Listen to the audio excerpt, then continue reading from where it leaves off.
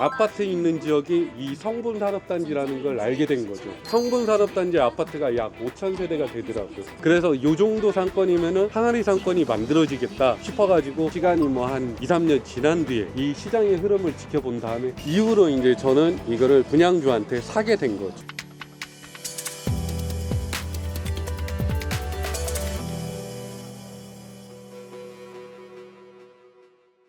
안녕하세요, 넥스트 영달TV 영달입니다. 오늘은 제가 지방의 조그만 소도시에 나와 있어요. 이 조그만 소도시에서 건물을 지어서 큰 수익 나는 건물주님을 제가 모셨거든요. 오늘은 그 건물주님이 어떻게 이 토지를 샀고 여기서 어떻게 수익을 올리는지 제가 한번 물어보고, 영상을 보시는 분들도 여기서 큰 힌트를 얻고 여러분들도 큰 꿈, 건물주의 꿈을 꾸시면 좋을 것 같습니다. 안녕하세요, 대표님. 네, 안녕하세요. 여기 이거 우리 대표님, 이거 대표님 건물이에요? 예, 제 건물 맞습니다. 예. 그러면 우리 대표님, 여기 충북의 음성이라는 도시거든요. 이 전체 충북 음성의 인구가 약 9만 명 정도 되더라고요. 여기가 보니까 충북 음성의 3본 산업단지라는 조그만 산업단지인데, 예. 대표님 이 토지를 어떻게 구입하게 됐고 이런 것 좀 설명해 줄 수 있을까요? 제가 이제 사실 이 땅을 구입하게 된 거는 과거에 부동산 처음 시작했을 때 한 12년 전부터 입차를 전문으로 시작을 했습니다. 입차를 전문 시작한다는 것은 택지로만 보셨다는 건가요? 예, LH공사나 각 도시공사에 있는 정보를 가지고 제가 입찰 공고물을 전부 그동안 수집을 해왔죠. 그러면서 이제 이 토지는 그때 2017년도에 8월에 처음 만나게 된 겁니다. 그때는 이제 이 음성이라는 곳이 시장성에 대해서 조사해 보니까 너무 좁더라고요. 그랬는데 주변에 보니 공단이 준공난 건물, 또 현재 돼 있는 공사 과정, 이런 것들이 약 20개가 있는데 그런 게 곱해 보니 600만 평이 되는 거예요. 그 주변에는 아파트가 없어요. 공단 안에. 네. 아파트가 없다 보니까 아파트 있는 지역이 이 성분산업단지라는 걸 알게 된 거죠. 성분산업단지 아파트가 약 5,000세대가 되더라고요. 그래서 이 정도 상권이면은 항아리 상권이 만들어지겠다 싶어가지고 시간이 뭐 한 2, 3년 지난 뒤에 이 시장의 흐름을 지켜본 다음에 이후로 이제 저는 이거를 분양주한테 사게 된 거죠. 그렇게 했어요. 예. 그럼 그 분양주는 이런 생각을 가지지 못했기 때문에 사장님한테 팔게 된 거네요. 네. 분양주분이 평택에 네. 그 브레인시티라고 있어요. 또 택지개발지구인 평택 네. 브레인시티. 그 현장에 입찰을 받은 땅이 있고 그때 중도금을 납부해야 되는 상황이어서 어려움이 있어서 이 땅을 매각을 하게 된 거예요. 그래서 이제 그때 제가 이 땅을 그때 매입을 하게 된 거예요. 이거 보시면 피눈물 흘리겠는데요. 그렇죠. 예. 이런 산업단지를 투자할 때는 기업들이 들어오지 않고 아파트가 들어오지 않으면 빈 땅으로 되어 있는 데를 많이 봤는데, 네. 사장님은 어떠한 정보를 듣고 이 땅을 사신 거예요? 그때 정보가 한 가지 저한테 들어온 게 있었어요. 이 땅을 구입해야겠다 확신이 온 게. 정보를 받으신 거예요? 입수를 한 거예요? 네, 그렇게 된 거죠. 무엇을 입수했어요? 2017년 8월에 제가 여기 입찰을, 그때 투자자를 같이 입찰을 보게 됐어요. 사장님하고 같이 공동 투자하려고 입찰을. 투자자만 입찰시킨 거죠. 투자자만 입찰을 시켰어요. 네. 네. 그분이 땅을 오랫동안 갖고 있다 보니까는 음성군청에서 전화가 온 거예요, 한 통. 이쪽에 지금 땅 가지고 계시는데 아파트 부지가 수의계약이 완료됐다는 말을 듣게 된 거예요. 이 공동주택 용지가 수의계약으로 땅을 사갔다는 얘기를 사갔다는 얘기를 들었죠. 네. 그걸 듣는과 동시에 바로 저도 공격에 들어갔죠. 투자의 공격.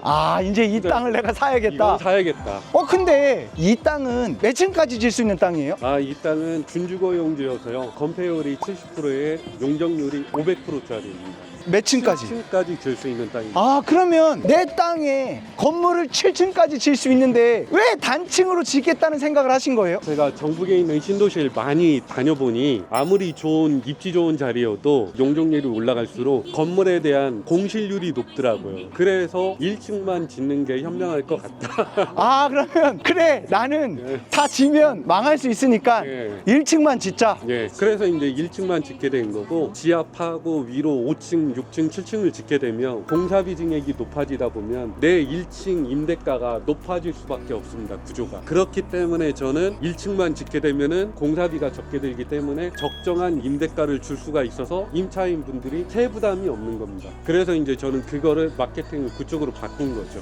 그러면 처음에 사장님이 토지 샀을 때는 7층까지 지겠다는 생각도 하셨었나요? 지하 1층에 지상 5층으로 그 정도로 생각은 했었어요. 생각은 하고 가도면을 다 다 그렸습니다. 그때. 아, 그렸는데 연면적 따져보니까 700평 나오는데 역산해서 임대가를 역산해 보니 여기가 평당 15만 원 이상 받아야 되는 자리더라고. 1층이요. 1층만 예. 2, 3, 4, 5는 나갈지 안 나갈지도 모르고. 나갈지 모르고. 그렇기 때문에 옆들하고 경쟁하다 보면은 이게 이자 비용이나 세부담이 저한테는 너무 큰 부담이더라고요. 그러면 건물로 어쨌든 연면적 700평을 지게 되면 평당 500만 원씩 700평 하면 35억의 공사비가 들어가기 때문에 이게 세가 안 나가면 내가 금융비용이 문제가 된다는 생각을 해서 아예 이렇게 단층으로 전면 네. 계획을 한 거예요. 예, 완전히 바꾼 거죠. 그러면 내가 1층으로 짓는다 하더라도 오히려 건물을 앞에 보이는 단진의 상가처럼 철근 콘크리트로 해서 1층을 지을 수 있었는데 왜 이런 생각을 하신 거예요? 예, 철골 구조로 이 건물은 네. 지어진 거고요. 건물 면적이 128평입니다. 전용 128평이에요. 예, 네. 맞습니다. 이제 왜 철골로 지신 거예요? 철골로 지은 이유는 그때 공사비도 제가 지을 시기는 많이 올라갔어요, 위로. 2022년도, 3년도에 계획이 있었으니까.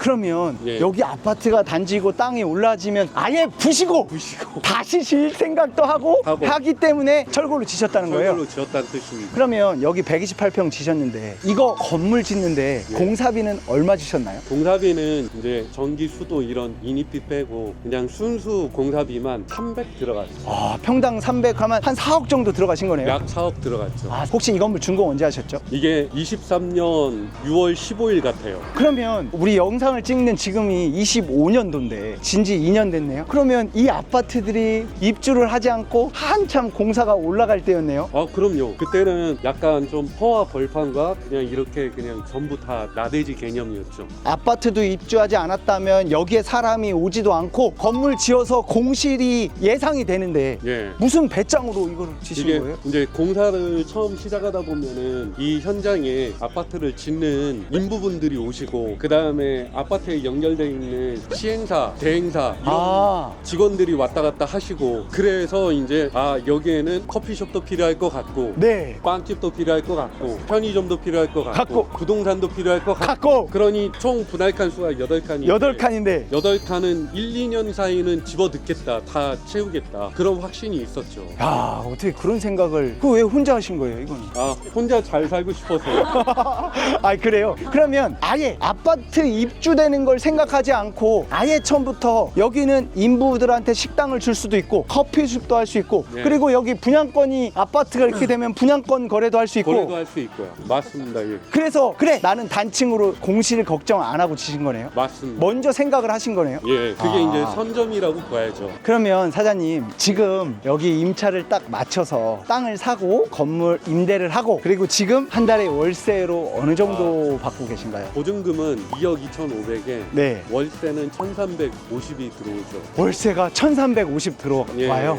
그리고 이제 이자는 약 400 정도. 예. 그러면 월세에다가 금융비용을 제외해도 한 달에 약 1,000만 원 정도의 매달 수익이 나고 있네요. 네, 맞습니다. 예. 밥을 사장님이 사주셔야 될 것 같아요. 나 네. 야, 너무 멋있으세요. 네, 밥은 사야죠. 사장님, 그러면 우리 영상을 보시는 시청자분들에게 이런 건물을 짓거나 건물주의 꿈을 갖고 계신 분들이 많을 거 아니에요? 예. 그분들한테 한마디 해주실 수 있나요? 저는 처음에 시작할 때 부동산을 빚도 마이너스가 2억이었고 그 다음에 그때 자산이 500만 원밖에 없었습니다. 500만 원밖에 없었지만 지금 12년이 흐르는 과정에서 저도 이런 건물이 생겼고 하다 보니 투자라는 것은 없으니까 투자를 해야 된다고 생각을 해요. 제 기준은 있으면 투자할 필요 없습니다. 하지만은 없기 때문에 내가 많은 걸 만들어 놓기 위해서 투자를 하는 겁니다. 그래서 이제 투자는 꾸준히 어떤 투자가 됐던 계속 자기 삶에 있어서 같이 이렇게 끌어안고 살아가는 건 중요하다고 생각을 해요. 그래서 투자를 꼭 열심히 했으면 좋겠습니다. 그러면 어떤 투자를 했으면 좋겠습니까? 저는 이제 부동산으로 성공을 했기 때문에 부동산을 좀 추천을 드리는 거고요. 그 다음에 이제 부동산 중에 여러 가지 품목이 있습니다. 뭐 토지도 아파트도 뭐 오피스텔도 상가도 공장용지도 다양하게 있지만 그래도 논밭 이런 것보다는 회전이 좋은 택지 쪽. 택지라는 것은 신도시를 만들어지는 규모 있는 곳을 투자하는 게 저는 현명하다고 생각을 합니다. 예. 자, 이제 저쪽으로 가볼까요? 한번 저쪽으로 가보시죠. 이것도 제 겁니다. 한 칸을 더 하고 싶다고 얘기하시고 이게 너무 이 메가가